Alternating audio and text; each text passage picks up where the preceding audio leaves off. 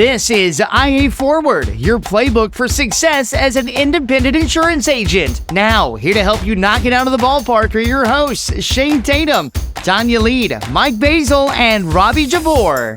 Welcome to IA Forward. Today's topic is super relevant because it is a question that I get all the time when I'm talking to prospective agents, and that is, do I need to have a physical office? I'm going to be a minute because I just noticed Mike's props. And you're probably going to have to, repeat the question because every y'all are surrounding me with toilet paper. This is where we're at. Nice. Well, if we're talking about physical location, we're going to start out talking about the most important part of having a physical location. Yeah. Go ahead. Tell him, give us the update. Well, we have improved our TP situation in Huntington, Texas. We have found septic safe, tushy friendly toilet paper. And I can't believe we're talking about this on the podcast, but here we are. And this is the world we live in today.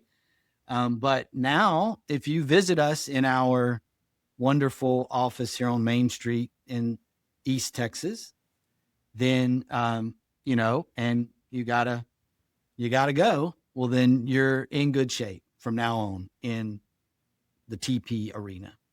What this means is that I can now travel more lightly to our home office because I no longer have to bring my own roll of toilet paper with me to go to the bathroom, which is very exciting.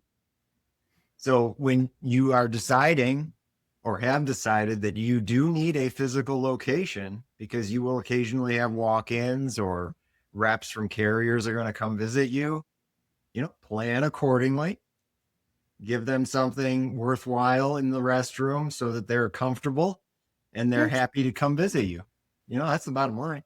Because, I judge places based on the toilet paper they have in their restroom. I judge restaurants by that. I will judge a clothing store by that. Because do they care about their customers' comfort? Do they care about their team members' comfort? That's actually a thing. Yeah.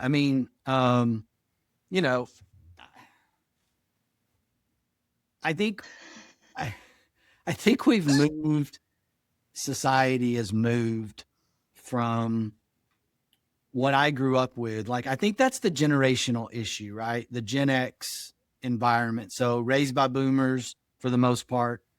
And, Gen X business owners employing millennials, employing Gen Z. And when I was a younger employee, I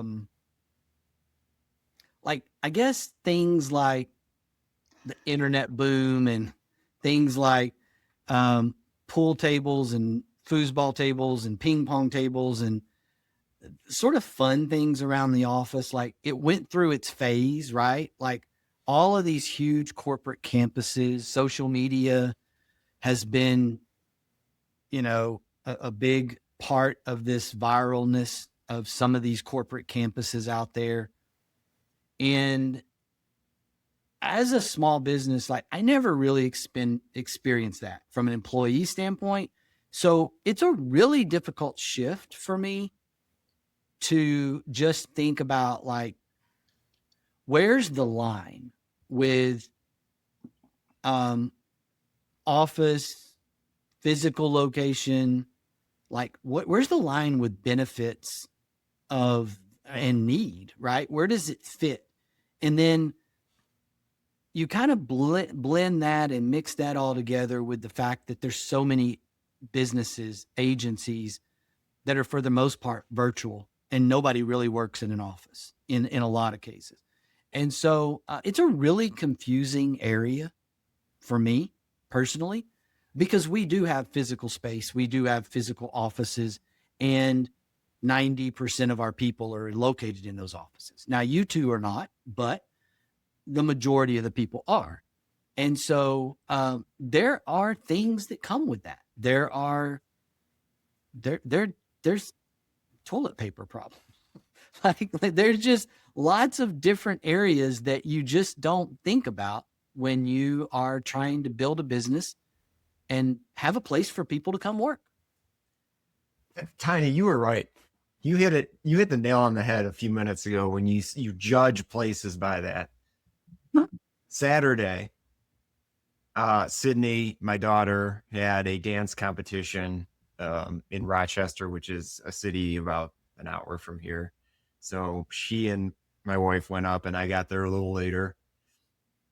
And I walked into the restroom when I first got there because it was an hour drive, and the bathroom, not particularly clean. Restroom, it had low grade toilet paper, had the paper towel holder right there, empty, with a roll of paper towels sitting underneath it, off to a great start. So I knew what we were dealing with there. Then we go, this was a fiasco. So I go downstairs because someone told me, hey, I heard you parked a couple blocks away. Go downstairs, get a parking pass, and you can park in the lot right here. So when you leave, you can just scoot out. I go down the stairs to the first floor. I'm starting to come around the corner. I see a line of like 5 or 6 people standing in line at the desk. I'm like, oh, here we go. Then I get all the way around. I see the 3 computers and 0 people standing behind the 3 computers.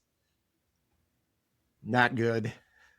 Stood there for about 20, 25 minutes. Finally, someone comes out, talks to some people who were sitting down. Apparently, they were the ones that were first in line. So they're finally finished their conversation. It was not in English, so I don't know what the conversation exactly was, but I'll come back. So they leave. The next person in line goes up. Then these 2 folks come back. Now it's higher volume Spanish. And I'm like, oh, all right. And then finally, one of them starts speaking English. I found out that they were giving rooms away that were already occupied. Can you imagine? Can you imagine being on either side of that little fiasco? You're Natchez, the one, Mississippi. you're putting the card up to the door. You hear it click. You start to open it, and all of a sudden, you got some hysterics on the other side. The Hampton Inn in Natchez, Mississippi. Oh, I've had it happen. I've been on both sides of that. I've been on the receiving side of that in the room. Not fun. I've been on the walking in the room. Thank goodness it was the latch, right? The security latch was done. And that one, when I was trying to walk in the room, was around 11:30 at night. Mm-hmm. Not good. They were asleep. It wasn't good at all. And so, I've never heard of this happening before. yeah, no, I've had it happen to me, and I've done it to someone because the hotel gave me an occupied room or gave somebody else an occupied room. So scary stuff. Okay, so back to our agencies. And do we have to have an office space, the old model, Main Street location, walk-in signage, or do we transition to this new model of Zoom calls and remote CSRs and the whole virtual agency thing? Are we losing something there? Shane, go for it. So I think this is kind of preference with one asterisk. And I think the asterisk is, and again, mostly on the personal line side for whatever reason, right? Maybe it's the traditional exclusive agencies around the country. Maybe it's the State Farm, Allstate, Farmers Effect. But most of your larger traditional national personal lines carriers want to see that you have an office location, right? They have been through periods of time where you were going to have a virtual agency, but you weren't really serious, and you were kind of part-timing it, side hustling it, And one of the barriers to entry that a lot of these major national markets have put in play is your investment in an office space, right? You don't have to own it. You can rent it, lease it. You don't even have to, you can actually do it on a really small scale. You definitely do not have to have storefront retail space, right? You can have something that's in an office complex that really doesn't even have any consumer traffic at all. There's ways to kind of minimize what you're doing. And, you know, you can set appointments to meet with that rep, that carrier rep, and you can work from home the rest of the time, right? You can set the office up sort of as a way, right, without to get the things done that need to be done to satisfy it. Or you can say, no, I'm not a work from home person. I am I'm a go to the office kind of guy or gal. I want my people with me at the office, et cetera, right? So that's really in the preference side of things. I also think the third option is you can go 100% virtual. However, what you have to understand is that there will be some carriers still today, post-pandemic, that are going to not want to do business with you or not want to offer you a carrier appointment because you have no, quote, official place of business, right? And so this is still a thing, and it is still out there. And there are things like LexisNexis and being able to order the insurance score reports that the carriers use in order to, you know, look at clue reports, claims activities, look at driving information. And those third-party facilities still require some type of physical space, business space that they can connect you with, because that's where they are right now. Will this change in the future? Maybe. But I mean, we're pretty far out. I mean, you know, we're in a world of fast evolving AI, and we're still doing this in our industry. And so I'm not ever going to jump out there and say, hey, you know, in a couple of years, this will go away.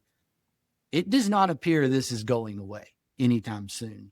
And so it kind of becomes a combination of personal preference, but also the realization that if you do go virtual, that there may be some carriers that don't want to do business with you.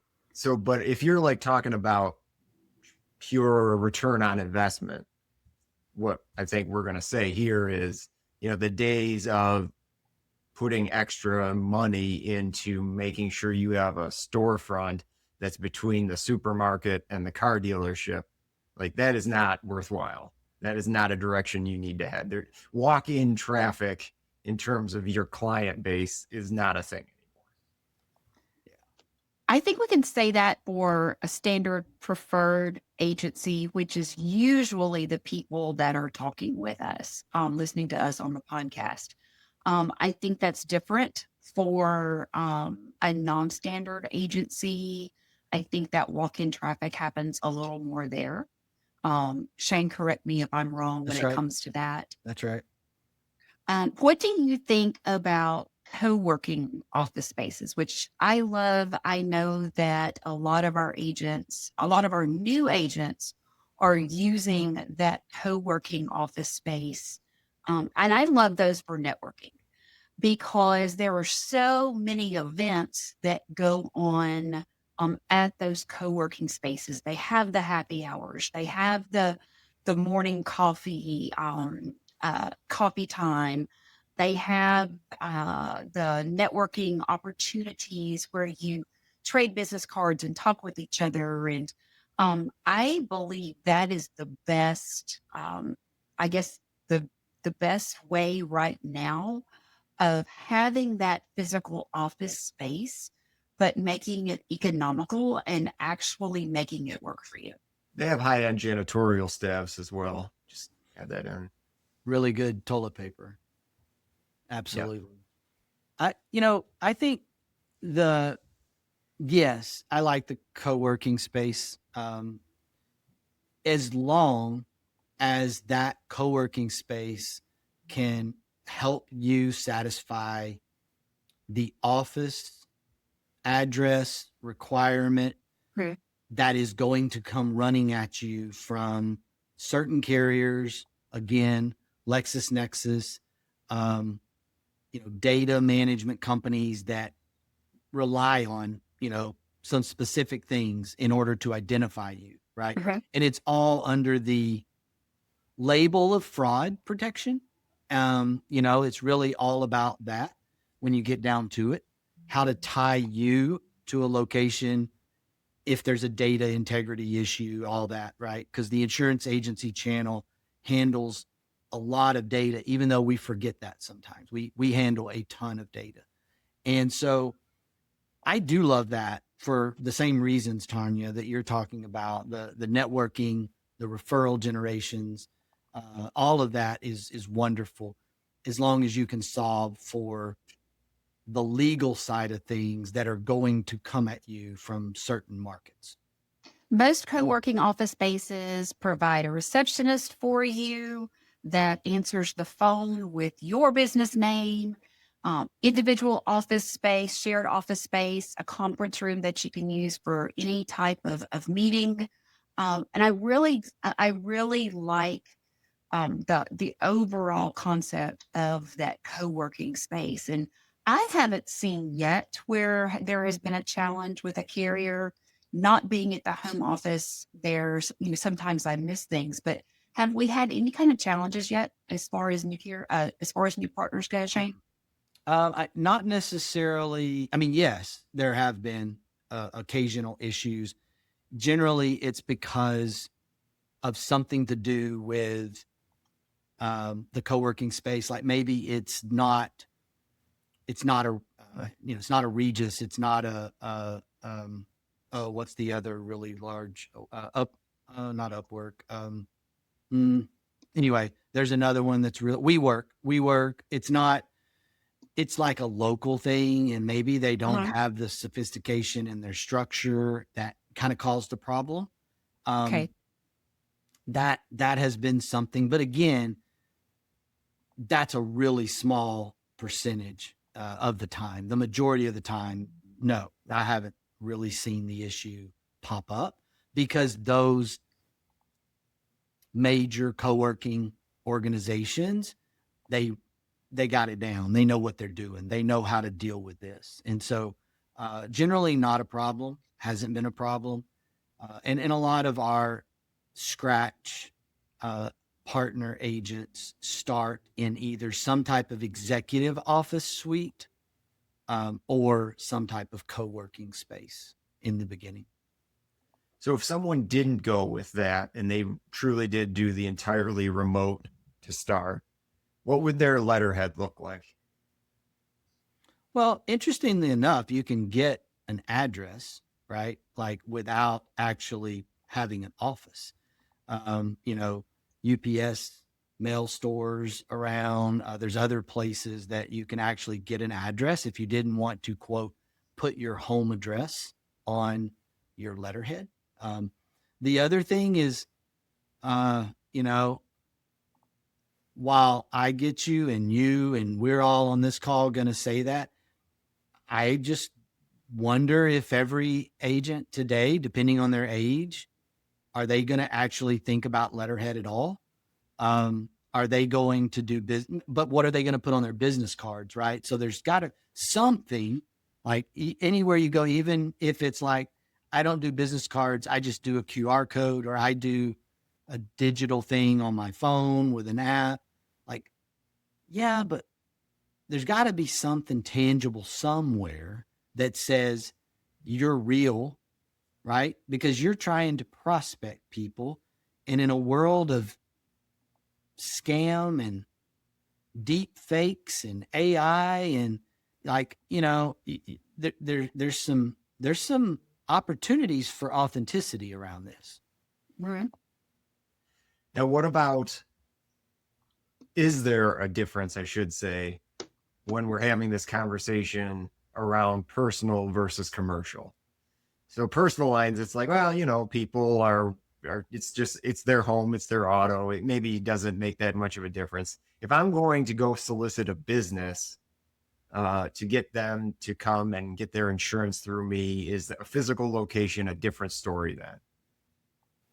So, our experience is most of commercial lines arena is prospecting in the field.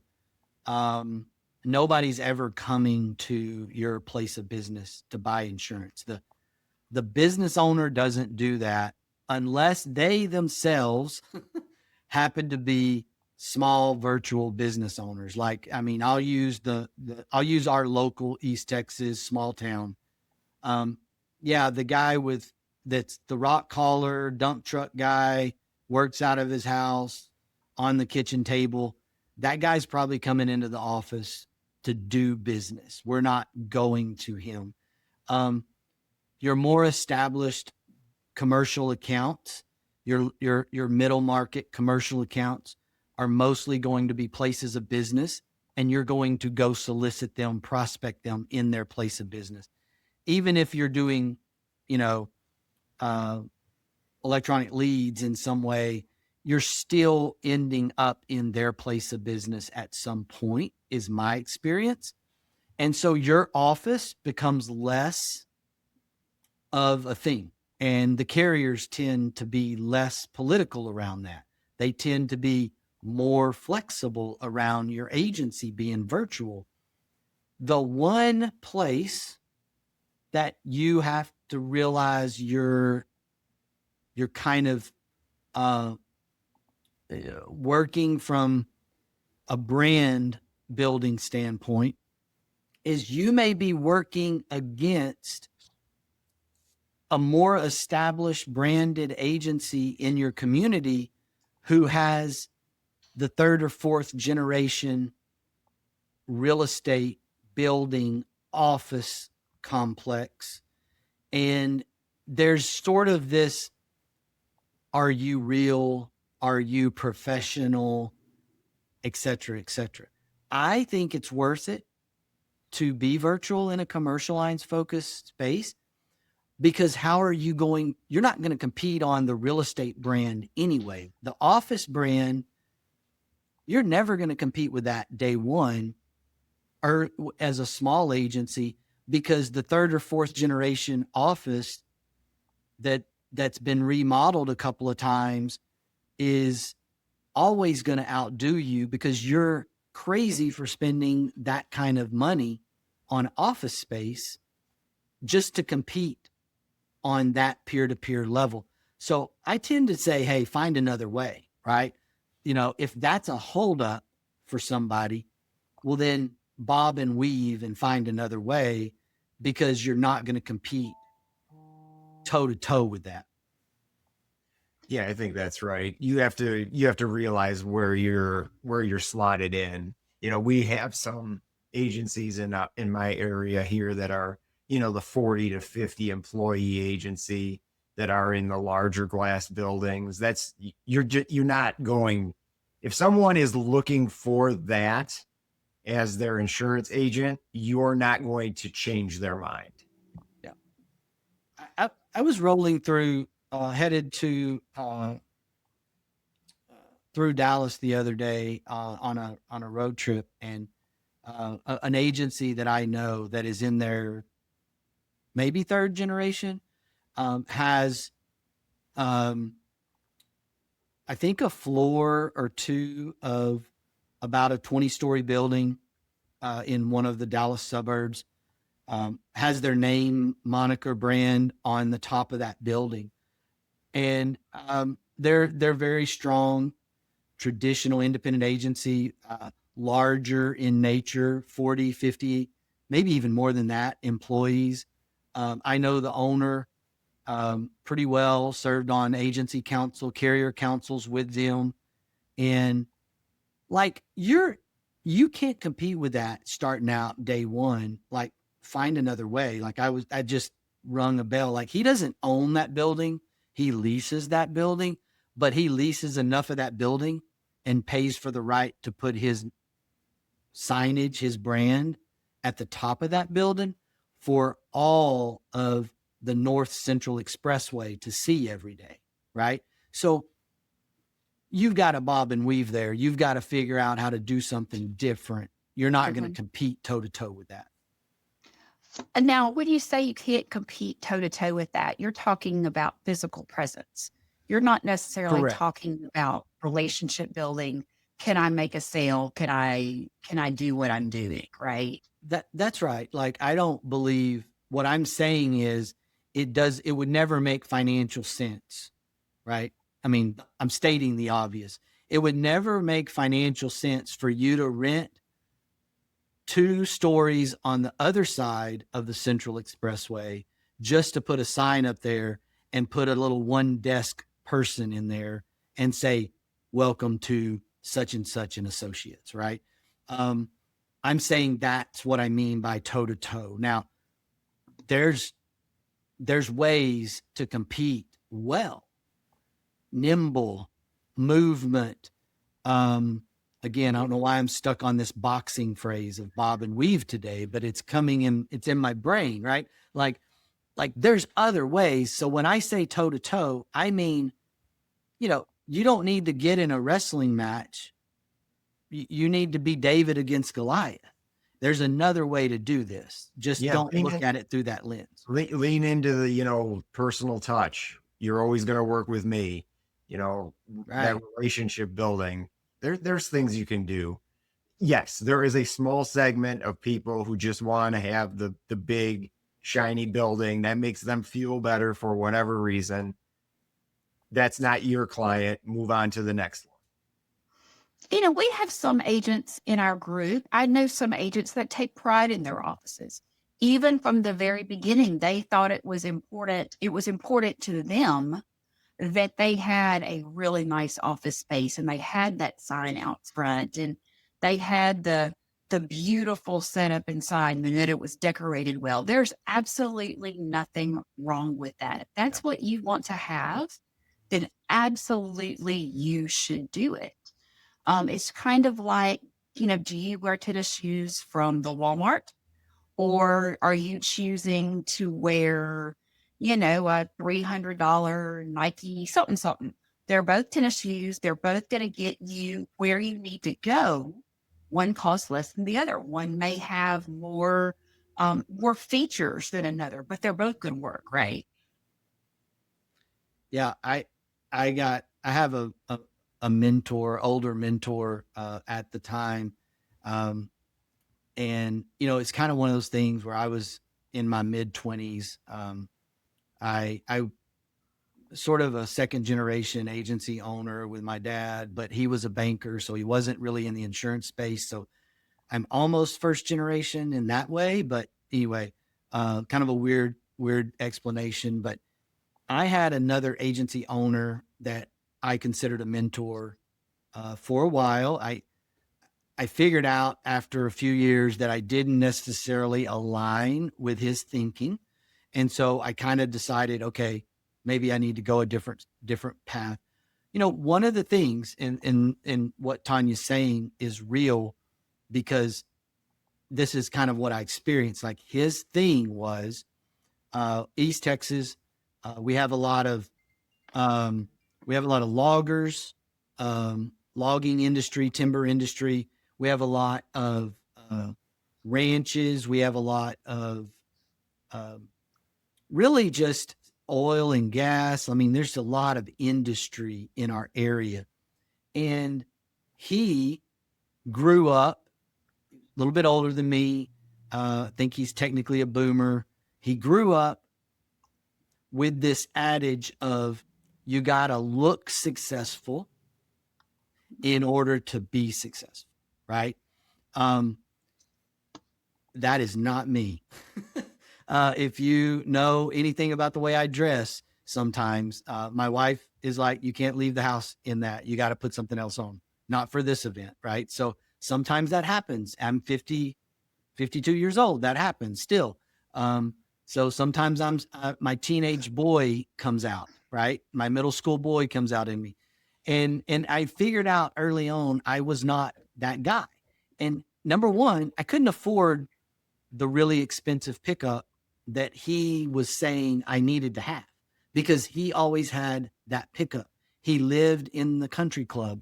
He went in those circles, and it was never me. Like, I could never really get to the place where I was comfortable with, you got to look good to be successful. But that exists. Like, that's not like, in some places in the country, in some circles, there's truth to that. If that is who you are, own it. Like, if you grew up in a country club and that's part of your market, own that. I'm good with that. But what I'm not good with is if you're kind of a country boy raised in the country like me, trying to fake your way into the country club, right? Because there's plenty of marketplace somewhere else for you to be authentic, especially today. And I think that centers right around this whole office or no office or what type of office question. I think that matters, because at the end of the day, you got to be who you are, right? You can't be someone else. You know, what percentage there in Huntington is walk in versus call in now? You know, it's a really small percentage. We're probably less than 20% walk in on anything. A new policy, a new sale, a new client. That number goes down to less than 5% for commercial, by the way. So personal lines is a little more. What we have of that number, yeah, what percentage of that is people over the age of 65? To where I was going. So the older population, the older clientele is going to be 80% of the 20%, right? And so when you get down to it, we are still, well, we're always going to be a Main Street business. We're a little bit different animal in that, you know, part of our vision for our business is to be a piece of pride for the community, right? Like, you know, there's just like our building on Main Street is the largest non-school, non-church building in our community, right? And we want to keep it nice, and we want to keep it clean, and we want to take care of it. And it's a sense of pride for the local community when, you know, people come and so forth. People come and say, hey, you know, do I want my kids to come to school here? Small community. Do I want to plant roots here? Do I want to build or buy a home here? Part of that small community environment is part of our business model on our retail side. So, but like the function of the office is not to be here for most of our customers to come see us. It just doesn't happen that way. And some of the older customers, it's their way of coming by and being social, right? And that's part of it as well. Having a physical office location does create credibility. It does create trust. Like Shane said, that community involvement, especially during claims. To me, claims are one of those times where having that walk-in reassurance, especially for that older demographic. But looking at it from a culture perspective, an internal culture perspective, you know, that's going to make onboarding for your team easier, being in that space. There's learning by proximity. There's those questions that you ask at the water cooler that you don't necessarily get when you're on a Zoom call. There's a certain energy that's on a sales floor that you don't have when everyone is remote. And so my question is, maybe, is the office really for customers, or is it really for your team and your producers? Yeah, I Yeah. think for me, like once you get out of solopreneur and you start talking about having a team, that is definitely when the conversation shifts. Because you are adding quite a bit to your own plate when you are the salesperson and you are now the trainer. And then maybe if you do this in a remote way, you're adding this third tier of now you're this worrier about, is this person doing what I actually need them to do, because I'm not sitting next to them holding their hand. And there is a lot of validity to that. If you can take the, if you know it's your personality that you're going to worry about that every single day, then you need to find yourself some office space. So just kind of by the numbers real quick. There's 41 people in the Integra organization, all in, right? All right. So 2 of those individuals are virtual assistants out of the Philippines, right? So obviously they can't be in the office.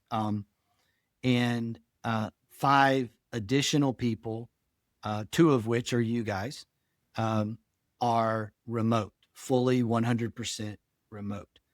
So that's 7. So now we're down to 34 people out of our 42 are located in an office, a place of business that we have. Now, we have a couple of different offices, so not everyone's in one single office today.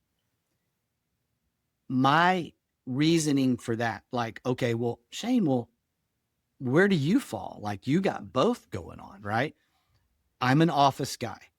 Okay. So if it was like everyone, if that was a possibility for our business, like I would have everyone in a single office today, which is a shift from some schools of thought from probably 15 years ago, go back about 15 years. There was once a time when some on our retail operation purchasing a book of business, couple of hours away, where you needed to have a presence in that town, right? You needed to have a local proximity presence. I don't know that that's correct today, post-pandemic. And I think there's a lot of evidence that says that's not always necessary. You might have a little bit of leakage in the book of business, but an overwhelming majority, especially your personal lines, an overwhelming majority of your clients are going to stay with you if you take care of them, if you give them a good customer experience, regardless of where you're located. However, flip that forward.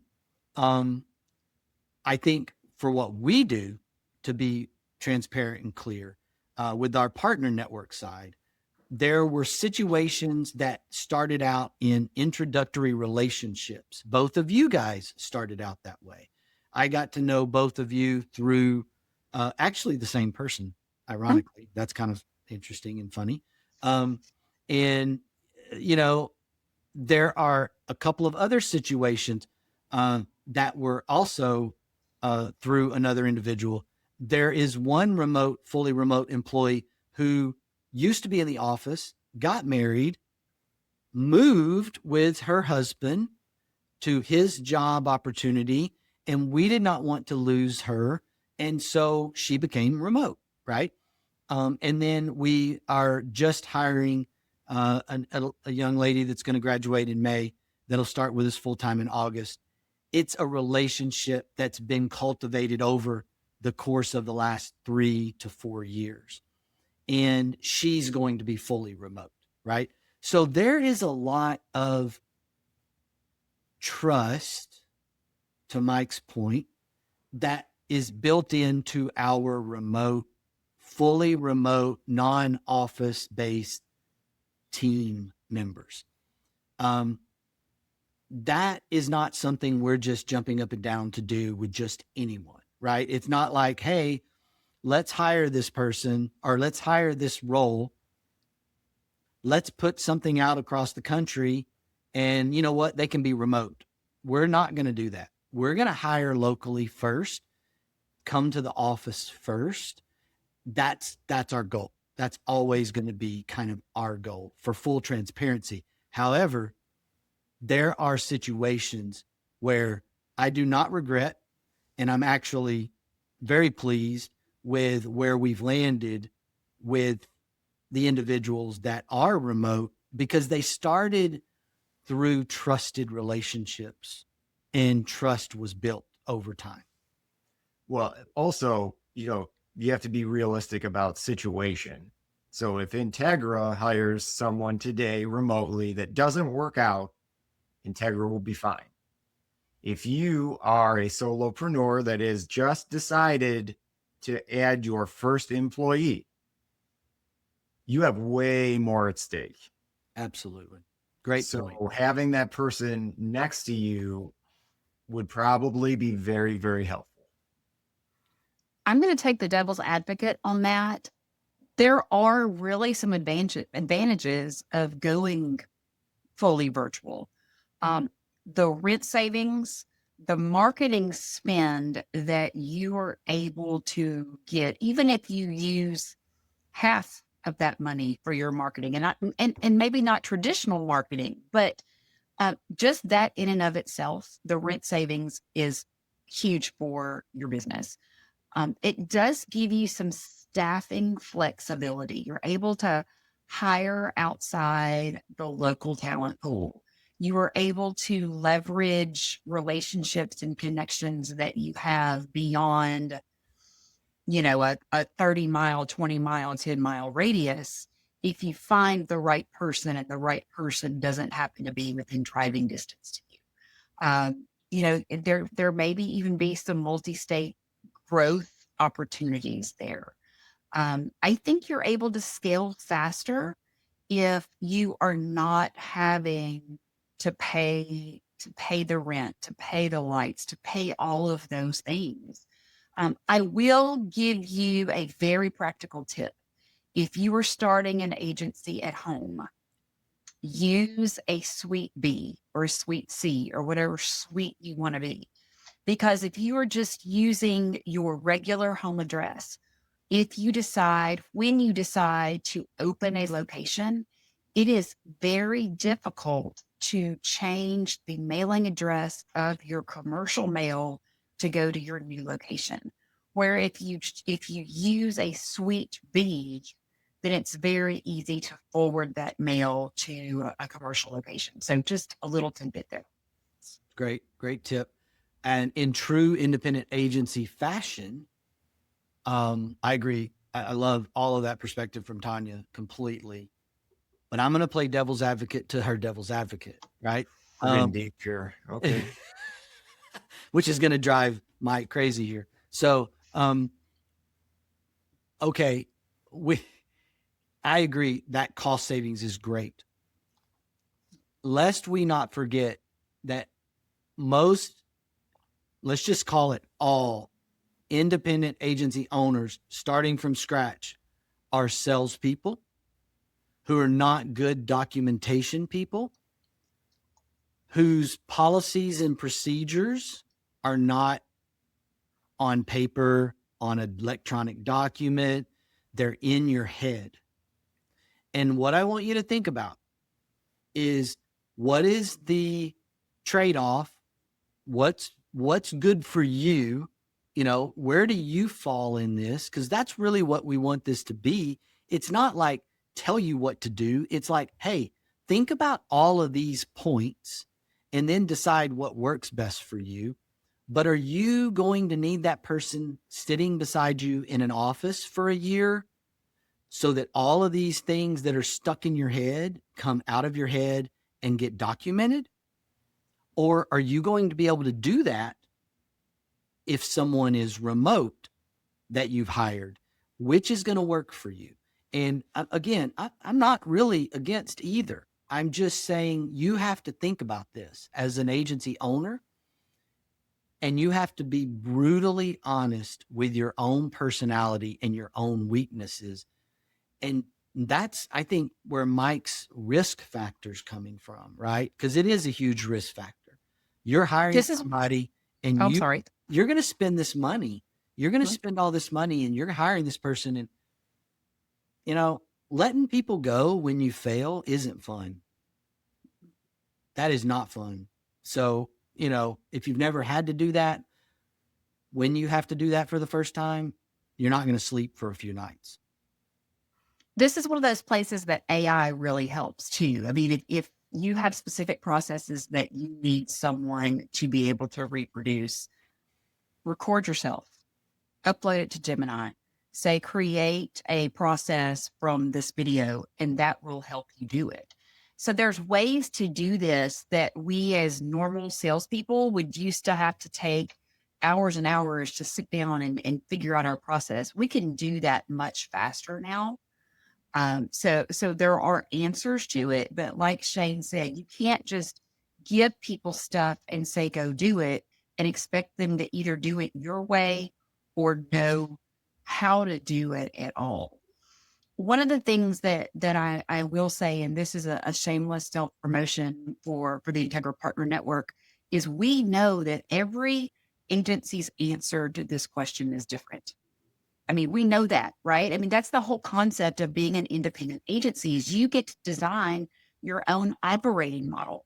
And having a partner who can help you think strategically through that, how to build a virtual team, how to create a hybrid culture, if you want that Main Street presence, just helping you figure out your process for intentional growth.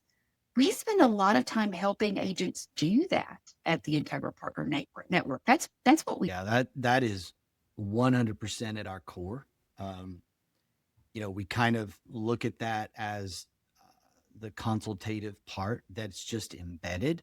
Matter of fact, it's so embedded that our agent council sometimes tells us we've got to be more intentional about telling agents what we do for them behind the scenes, or reminding them of how we help them get from point A to point B. And that's really hard for us, right? It's really hard, our conservative nature, but that is kind of part of who we are, is the consultative nature of helping agents through various life stages, and whether that's mostly business life stages, but sometimes that gets into personal life stages, like, hey, I've gotten phone calls from girl dads.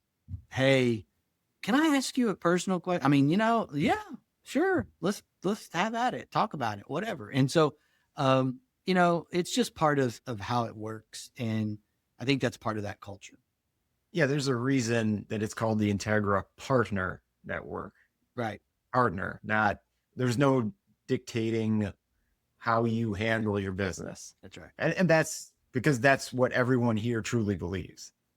Yeah, we're not franchising. You don't have to go to McDonald's University, Hamburger University, learn how to do it exactly the way we do it, right? We talk about best practices. We talk about guardrails. You can go outside those rails, right? You don't have to stay on the tracks, but we talk to you about that. Like, that's how we approach life. That's how we approach building a business, building an agency. Is like, hey, these are sort of best practices from the most successful agencies in our partner network. And so that's natural for us to kind of do it that way. But we've also got agents that are like, yeah, I got this vision for this other thing, and I'm going to go do that. One of our original partners, the Phoenix, in Phoenix Insurance, like, those guys have always, kind of walk their own walk from day one, and they are incredible partners to our network. And they've got some unique things they do that isn't for everyone. Like, it's not for everyone, but it's perfect for them. Right. I'm going to leave us today with this quote from Urban Meyer. Leadership is about creating an environment where people can perform at their best. Attitude to choice. Make a great one. Bye, y'all. At the Integra Partner Network, we understand that carrier access is the key to your agency's success. That's why Integra offers direct access to top-rated personal and commercial carriers, ensuring your agency thrives in today's challenging market. And with our comprehensive resources, profit sharing and bonus opportunities, technology and peer support, all while you retain 100% of your book with no penalties to exit. Integra is ready to empower you and your agency to find sustained growth. Find your way to Integra. Visit IntegraPartnerNetwork.com today. That's IntegraPartnerNetwork.com.